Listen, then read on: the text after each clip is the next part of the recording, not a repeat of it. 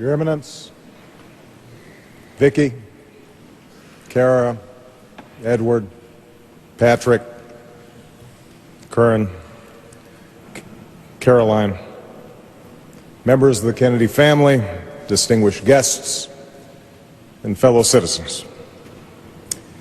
Today we say goodbye to the youngest child of Rose and Joseph Kennedy. The world will long remember their son Edward as the heir to a weighty legacy, a champion for those who had none, the soul of the Democratic Party and the lion of the United States Senate, a man who graces nearly 1,000 laws and who penned more than 300 laws himself. But those of us who loved him and ache with his passing know Ted Kennedy by the other titles he held: father, brother, husband, grandfather, Uncle Teddy, or as he was often known to his younger nieces and nephews, the Grand Fromage, or the Big Cheese.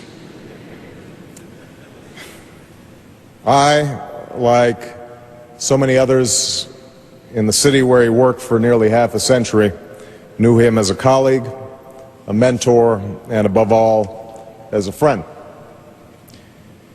Ted Kennedy was the baby of the family who became its patriarch, the restless dreamer who became its rock. He was the sunny, joyful child who bore the brunt of his brother's teasings, but learned quickly how to brush it off. When they tossed him off a boat because he didn't know what a jib was, 6-year-old Teddy got back in and learned to sail. When a photographer asked the newly elected Bobby to step back at a press conference because he was casting a shadow on his younger brother, Teddy quipped, "It will be the same in Washington." That spirit of resilience and good humor would see Teddy through more pain and tragedy than most of us will ever know. He lost 2 siblings by the age of 16. He saw 2 more taken violently from a country that loved them. He said goodbye to his beloved sister Eunice in the final days of his life. He narrowly survived a plane crash, watched 2 children struggle with cancer, buried 3 nephews, and experienced personal failings and setbacks in the most public way possible. It's a string of events that would have broken a lesser man. And it would have been easy for Ted to let himself become bitter and hardened, to surrender to self-pity and regret, to retreat from public life and live out his years in peaceful quiet. No one would have blamed him for that. But that was not Ted Kennedy. As he told us, individual faults and frailties are no excuse to give in, and no exemption from the common obligation to give of ourselves. Indeed, Ted was the happy warrior that the poet Wordsworth spoke of when he wrote, "As tempted more able to endure, as more exposed to suffering and distress, thence also more alive to tenderness." Through his own suffering, Ted Kennedy became more alive to the plight and the suffering of others. The sick child who could not see a doctor, the young soldier denied her rights because of what she looks like or who she loves or where she comes from. The landmark laws that he championed, the Civil Rights Act, the Americans with Disabilities Act, immigration reform, children's health insurance, the Family and Medical Leave Act, all have a running thread. Ted Kennedy's life work was not to champion the causes of those with wealth or power or special connections. It was to give a voice to those who were not heard, to add a rung to the ladder of opportunity, to make real the dream of our founding.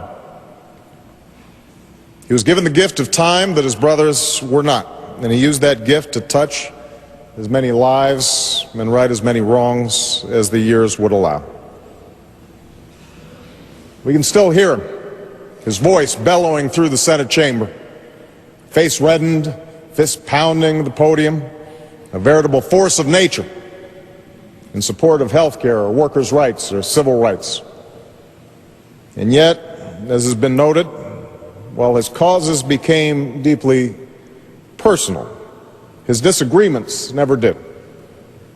While he was seen by his fiercest critics as a partisan lightning rod, that's not the prism through which Ted Kennedy saw the world, nor was it the prism through which his colleagues saw Ted Kennedy.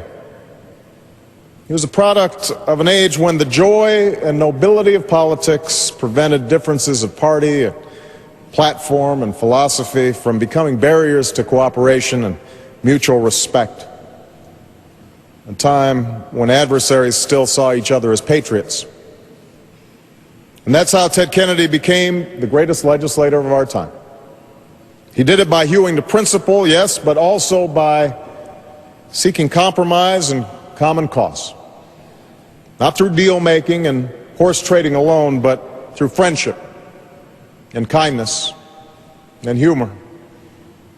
There was a time he courted Orrin Hatch for support of the Children's Health Insurance Program by having his chief of staff serenade the senator with a song Orrin had written himself. The time he delivered shamrock cookies on a china plate to sweeten up a crusty Republican colleague. The famous story of how he won the support of a Texas committee chairman on an immigration bill. Teddy walked into a meeting with a plain manila envelope and showed only the chairman that it was filled with the Texans' favorite cigars. When the negotiations were going well, he would inch the envelope closer to the chairman. When they weren't, he'd pull it back.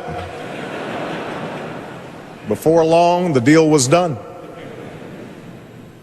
It was only a few years ago on St. Patrick's Day when Teddy buttonholed me on the floor of the Senate for my support of a certain piece of legislation that was coming up for a vote. I gave my pledge, but I expressed skepticism that it would pass. But when the roll call was over, the bill garnered the votes that it needed and then some. I looked at Teddy with astonishment and asked how had he done it. He just patted me on the back and said, "Luck of the Irish." Of course, luck had little to do with Ted Kennedy's legislative success. He knew that. A few years ago, his father-in-law told him that he and Daniel Webster just might be the two greatest senators of all time. Without missing a beat, Teddy replied, "What did Webster do?"